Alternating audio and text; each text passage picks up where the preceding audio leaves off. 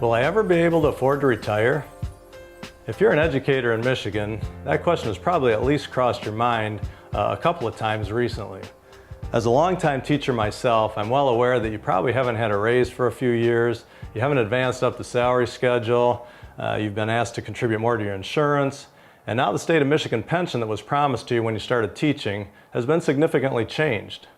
I'd like to suggest to you, both as an educator and as a financial professional, that now is a crucial time for you to take greater control and responsibility for your own retirement. Upon retirement, you'll have three main sources of income. First is Social Security, second would be the state pension that I just mentioned, and third would be your personal investments. Since you have little control over Social Security, I'm not going to speak about that today. Until now, your pension has been calculated using a 1.5 multiplier times your years of service. For future years of service, that multiplier will drop to 1.25 unless you agree to contribute more into the pension fund. The amount of that increase depends on the plan that you're in. While there's a lot of variables involved in making a wise decision about which option to choose, there are a few calculations that you can make fairly accurately. It'll be easy to figure out the amount that you'll have to contribute annually into the pension fund, and you can also make a fairly accurate estimate of what the payoff will be in your pension amount upon retirement.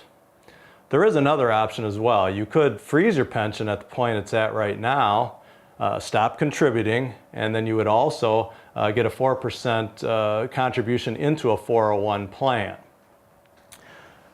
The final leg of your investment, the final piece, are your personal investments.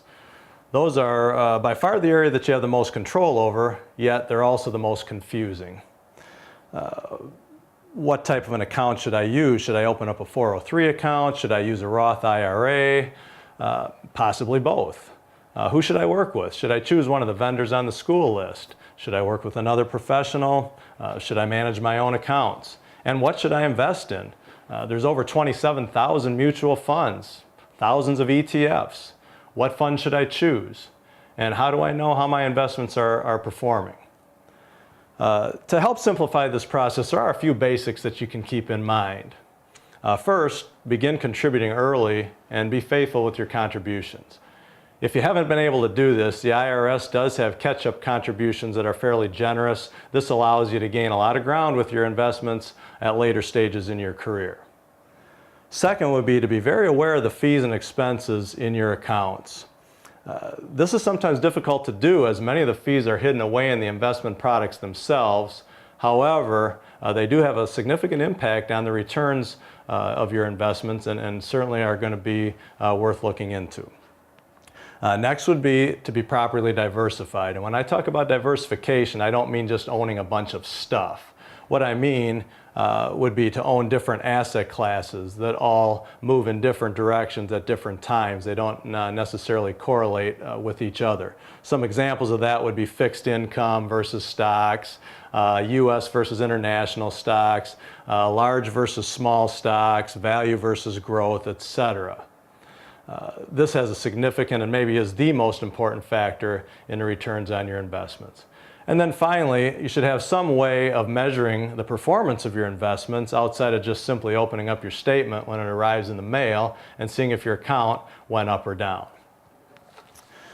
Since everyone's situation is unique, it's very difficult to make any type of specific recommendations or suggestions that would be appropriate for everybody that's trying to sort through all these options that we've just discussed.